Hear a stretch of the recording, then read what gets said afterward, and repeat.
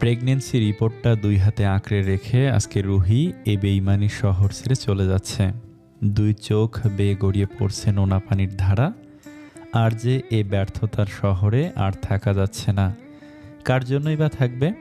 আজ এতগুলো বছর ধরে একজন মানুষকে নীরবে ভালোবাসলো বলে কি তাকে শেষমেশ শূন্য হাতে ফিরতে হলো? ওই মানুষটা জানতেও পারল না তাকে ভালোবেসে একটা মেয়ে কত যন্ত্রণায় না সহ্য করেছে। রুহি মাঝে মাঝে ভাবে কি দোষ ছিল তার, শুধু তো ভালোই বেসেছিল। ওই মানুষটা ভালোবাসতে না পারুক, অন্তত নিজের স্ত্রী হিসেবে সম্মানটা তো দেখাতে পারত।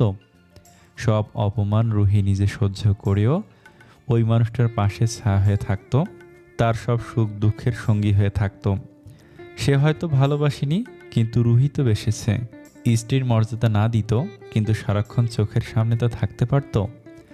বাসের সিটে মাথা হেলিয়ে এই কথাগুলোই ভাবতে থাকে, আর চোখ বেয়ে পড়তে থাকে নোনা জল। মনে মনে বলছে, কেন করলেন আমার সাথে সিরহান? কেন করলেন? কি ক্ষতি করেছি আমি? শুধু ভালোই বেসে গেলাম, বিনিময়ে কিছুই পেলাম না।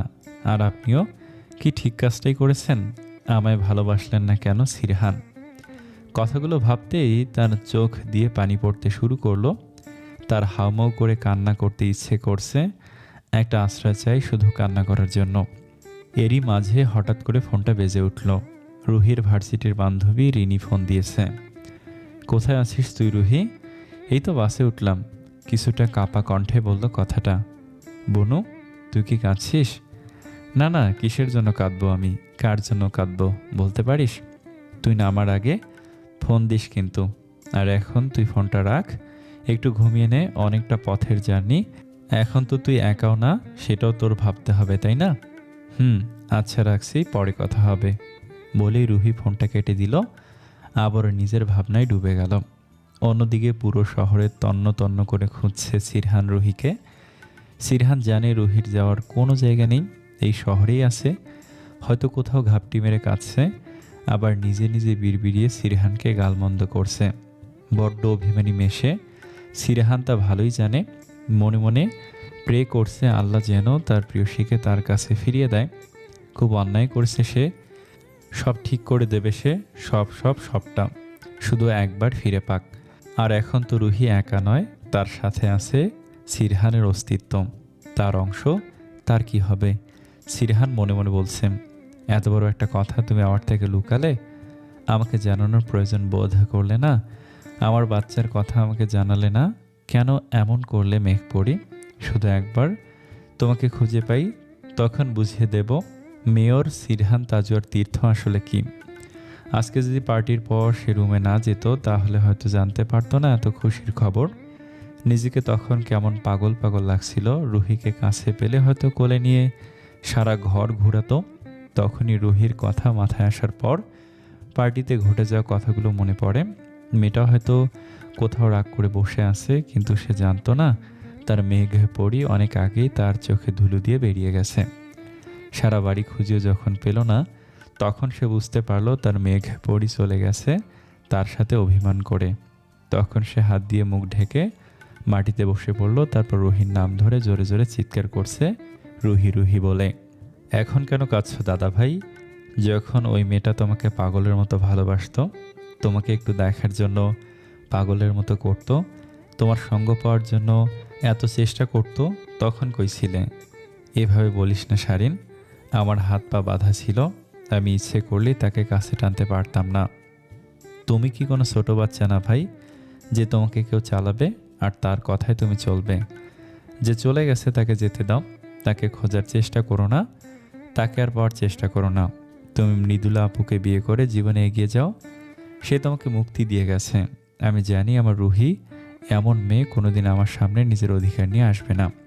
কান্না ভেজা চোখে মুখে হাসি নিয়ে সারিন কথাগুলো বলে দিল। তারপর সিরহানকে কিছু না বলতে দিয়ে বাড়ির ভেতর চলে গেল। সিরহান সেখানেই বসে নিজের চোখের জল ফেলছে। বসা থেকে উঠে বেরিয়ে গেল রুহির খোঁজে, কিন্তু ততক্ষণে বাস ছেড়ে দিয়েছে। বাসার ভিতর ঢুকতেই সারিন দেখল সবাই কেমন হাসি তামাশায় মেতে আছে। সারিনের সব কিছু বিষাক্ত লাগছে। তখনই রুহির মা মুনমুন খান সারিনকে জিজ্ঞেস করে, তোমাদের সেই নবাব নন্দিনী কোথায়? সারিন মাঝে মাঝে ভেবে পায় না এ মহিলা রুহির নিজের মা তো, কিন্তু মুখে কিছু না বললেও তাকে মনে মনে অভিশাপ দিতে ছাড়ে না। কিন্তু এখন কিছু বলল না, কাতর কণ্ঠে বলল, চলে গেছে আন্টি, সে চলে গেছে, আপনাদের সবাইকে মুক্তি দিয়ে চলে গেছে। খুশি হয়েছেন তো? যান, সেলিব্রেট করুন, আজকে তো আপনাদের খুশির দিন। রুহির মা অবাক চোখে সারিনের দিকে তাকিয়ে থাকে। সে বলার জন্য কিছুই খুঁজে পায় না। বুকটার মধ্যে তার মোচড় দিয়ে ওঠে। সিরহানের মা মাহমুদা খানম তখন পাশ থেকে বলে, চলে গেছে মানে? কোথায় গেছে সে? কি বলছিস এসব?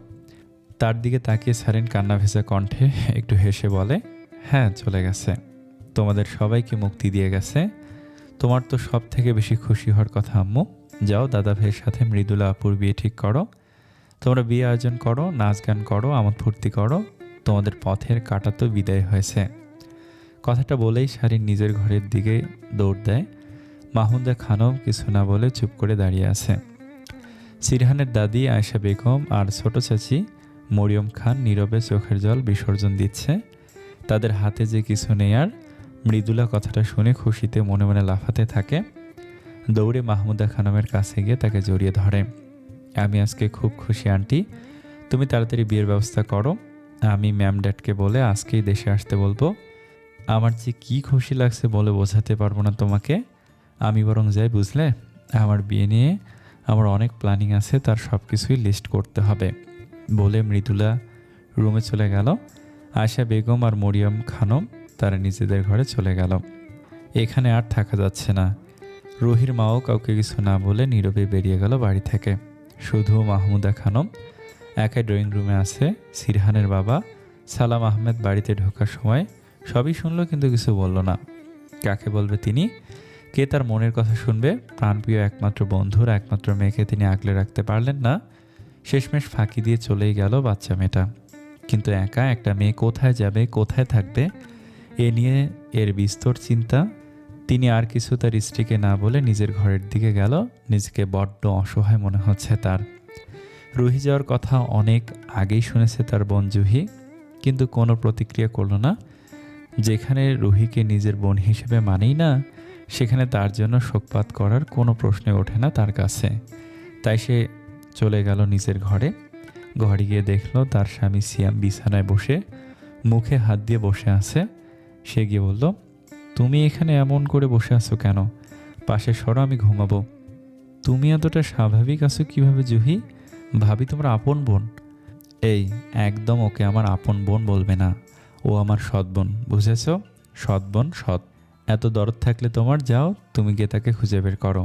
আসছে ভাবি কি গোলাম। সিয়াম আর কিছু বলল না। সে জানে তার আর কোনো কিছু বলে লাভ হবে না। সিরহান সারা শহর খুঁজে রাত 3টার সময় বাড়িতে আসলো। ড্রয়িং রুমে আসতেই দেখলো তার মা বসে আছে। সিরহানকে আসতে দেখে তিনি উঠে দাঁড়ালেন। সিরহান তার সাথে কথা না বলে ঘরে যাওয়ার জন্য পা বাড়াতেই মাহমুদা খানম বললেন, সারা রাত কিছু খাওনি তুমি, এসো খেয়ে যাও। তার আর কোনো প্রয়োজন নেই বলে মাহমুদা খানমকে কিছু বলতে না দিয়ে চলে গেল। মাহমুদা খানম তার যাওয়ার দিকে তাকিয়ে আছে।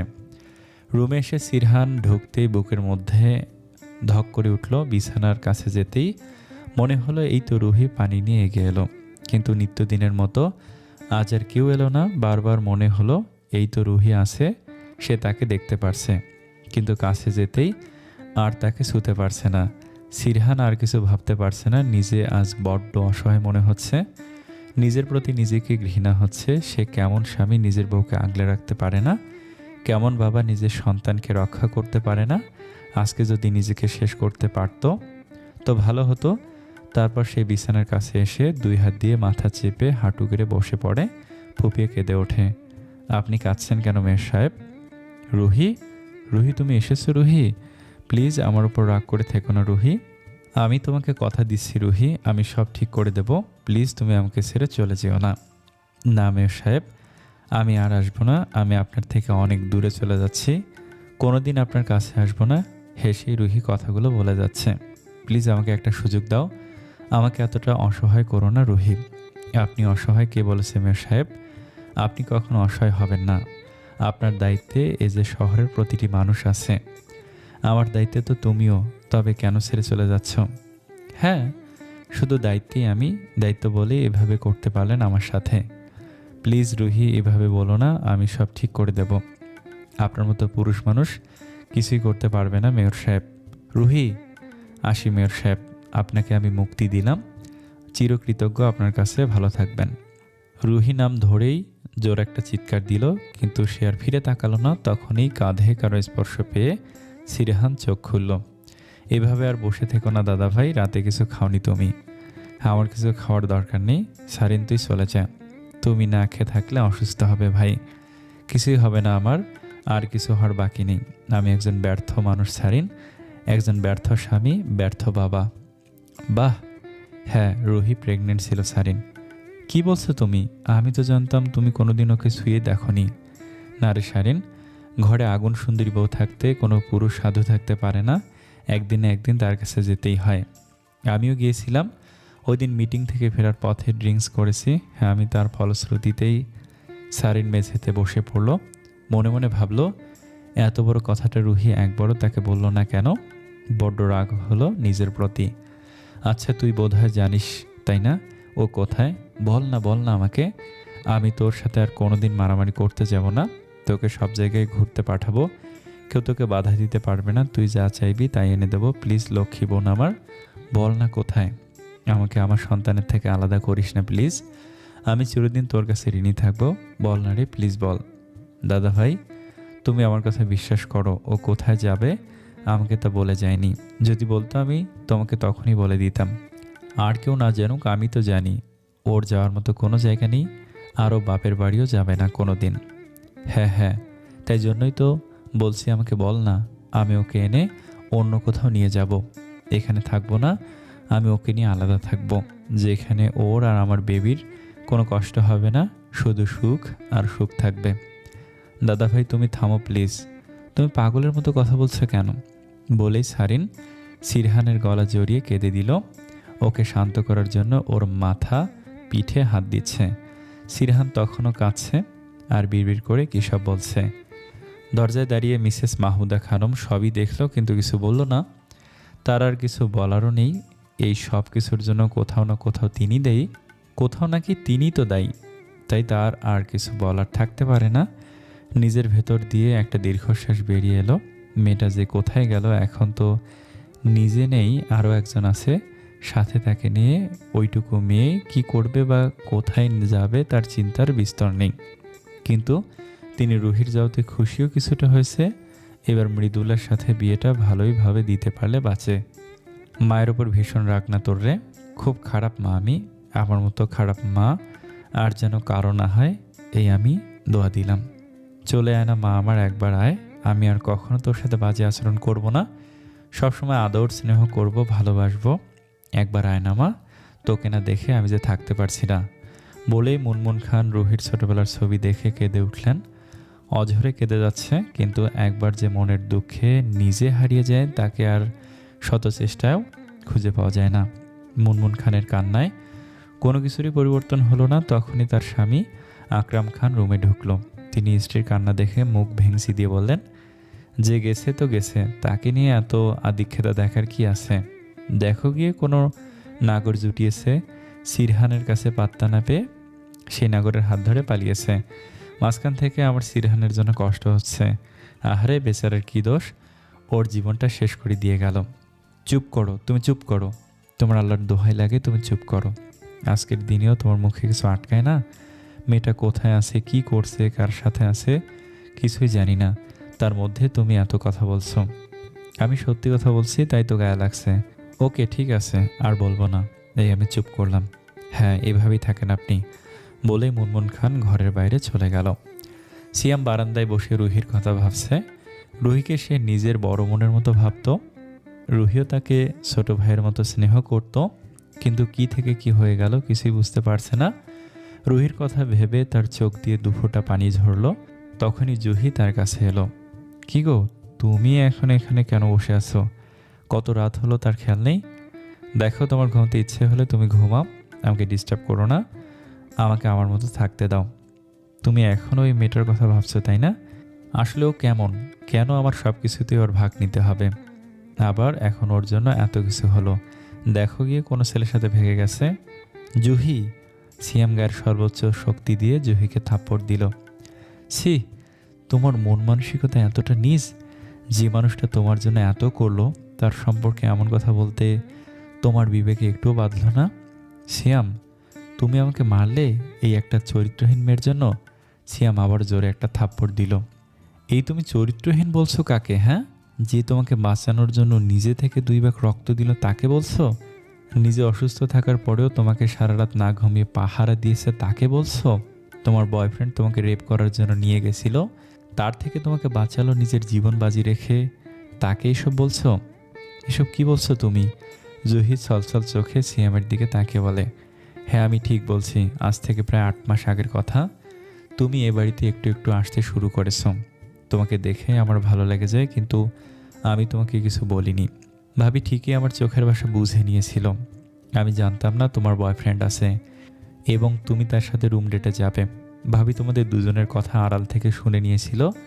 সেই অনুযায়ী সে কাউকে কিছু না জানিয়ে নির্দিষ্ট দিনে তোমাকে ফলো করে তোমাদের বাধা দিতে চলে যায়। কিন্তু তোমার ওই বয়ফ্রেন্ড তো তোমার জন্য অন্য কিছু রেডি করে রেখেছিল। সে তোমাকে ড্রাগস দিয়ে তার অন্য বন্ধুদের নিয়ে তোমাকে রেপ করে তোমাকে নিয়ে ফুর্তি করতে চাচ্ছিল, কিন্তু ভাবি তা হতে দেয়নি। সে ঠিক সময় গিয়ে তোমাকে তাদের হাত থেকে বাঁচায়। তোমাকে ড্রাগস দিয়েছিল ঠিকই, কিন্তু রেপ করতে পারেনি। ভেতরে ঢোকার আগে আমাকে মেসেজ দিয়ে সব জানায়। আমি সেই লোকেশনে চলে যাই, কিন্তু তার আগেই সে তোমাকে বাঁচায়। তোমাকে তারা মেরে ফেলতে চেয়েছিল, তাই মাথায় পাথর দিয়ে বাড়ি মারে। তোমাকে গুলি করতে গেলে তোমার হাতে গুলি লাগে। আবারও গুলি করতে গেলে তোমার এই চরিত্রহীন বোন তোমাকে ধাক্কা মারে, তাই তার হাতেও গুলি লাগে। সে এতেই থেমে থাকেনি, ওখানে থাকা লাঠি দিয়ে ওই ব্যথা নিয়ে অমন শক্তপোক্ত লোকগুলোকে মেরে শুয়ে দেয়। তারপরও থেমে থাকেনি, তোমাকে হাসপাতালে নেওয়া শুরু করলো ওই শরীর নিয়ে, কিন্তু তখন আমি এসে যাই, তাই আমি নেই। হাসপাতালে এসে ও পাগলের মতো করে। ডাক্তাররা তার জন্য বিরক্ত হয়ে যাচ্ছিল। তোমার কোনো খবর না পাওয়া অবধি সে সেখান থেকে নড়বে না, তাই তার চিকিৎসা কেউ করাতে পারেনি। তারপর ভাই এসে এক ধমক দেওয়ার জন্য একটু নরম হয়ে গুলিটা ওঠায়। তখন ডাক্তার বের হয়ে বলে, তোমার খুব ব্লিডিং হয়েছে, ইমিডিয়েটলি 2 ব্যাগ রক্ত লাগবে, ও পজিটিভ। সে তার কথা চিন্তা না করে ডাক্তারের কাছে যায় রক্ত দিতে। ডাক্তার না নিতে চাইলে তার পা অবধি ধরতে গেল, তখন ভাই তাকে সামলালো।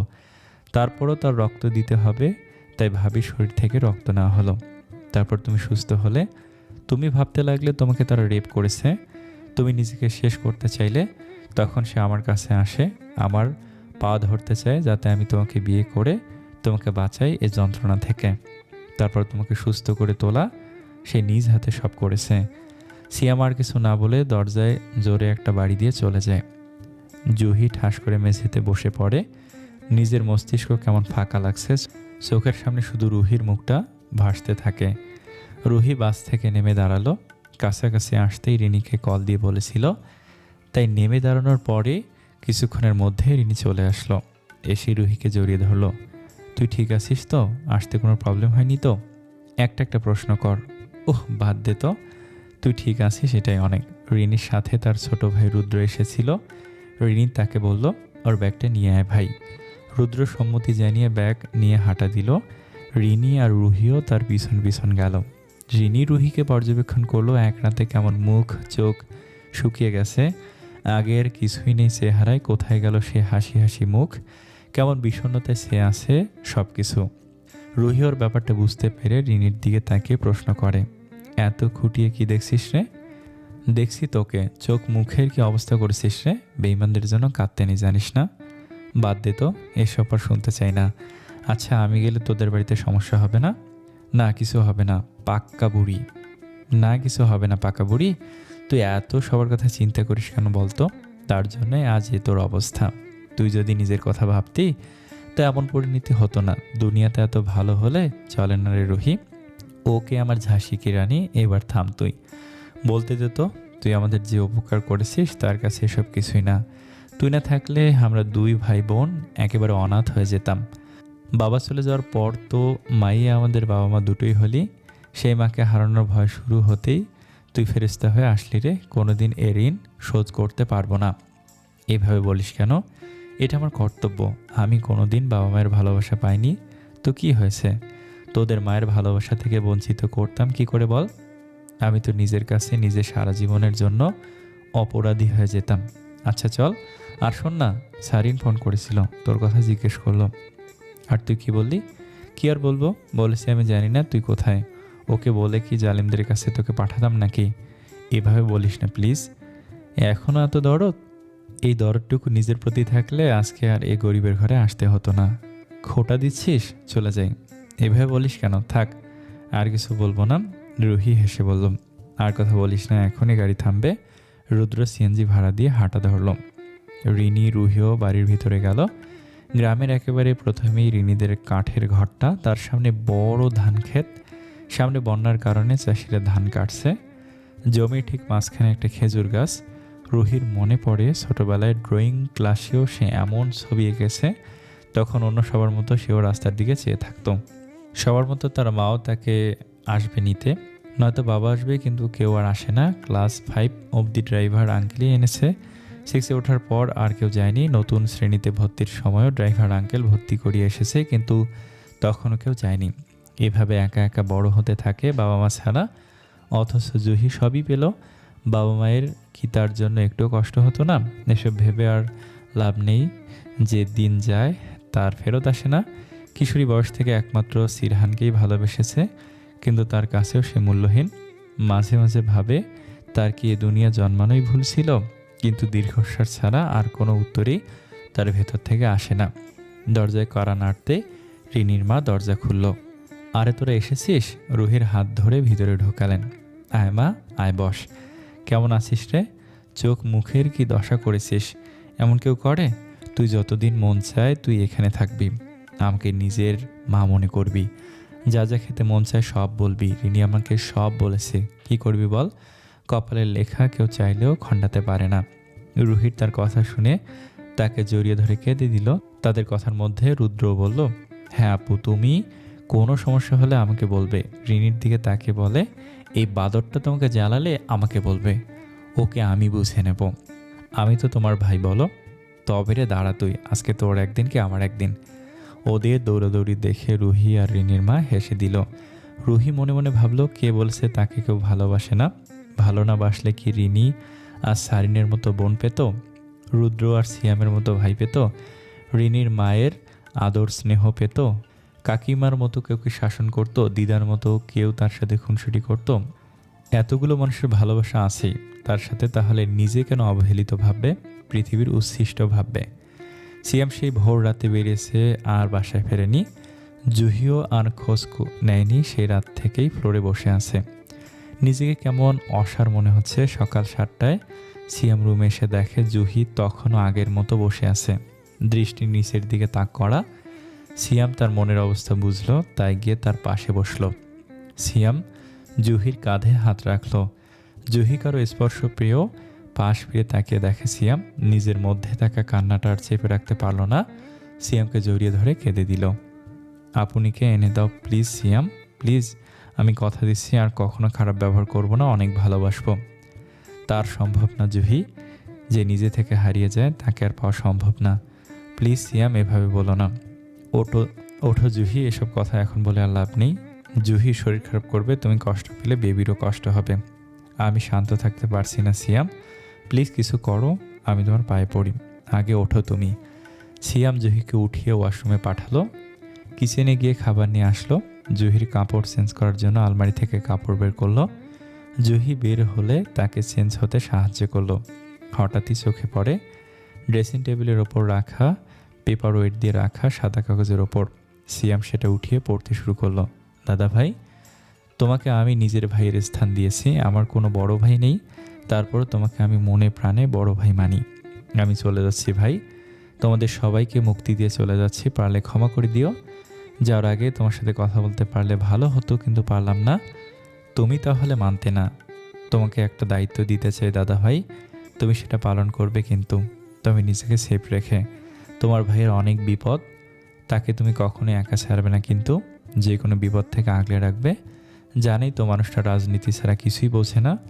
ওনার এনিমিরা ওনার সাকসেস মানতে পারছে না, তাই তাকে শেষ করার জন্য উঠে পড়ে লেগেছে। তুমি তাকে বাঁচাবে।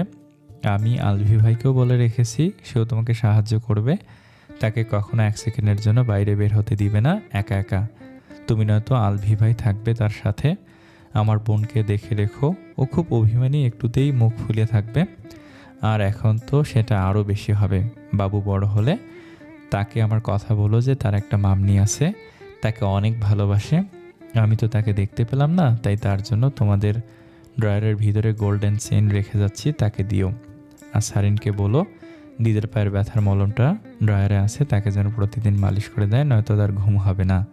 জহির খেয়াল রেখো, তোমার কিন্তু অনেক দায়িত্ব, অবহেলা করো না। রুহি। পেছনের পৃষ্ঠায় লেখা। এর পরের চিঠিটা শুধু মেয়র সাহেবের জন্য, তোমরা কেউ পড়বে না। মেয়র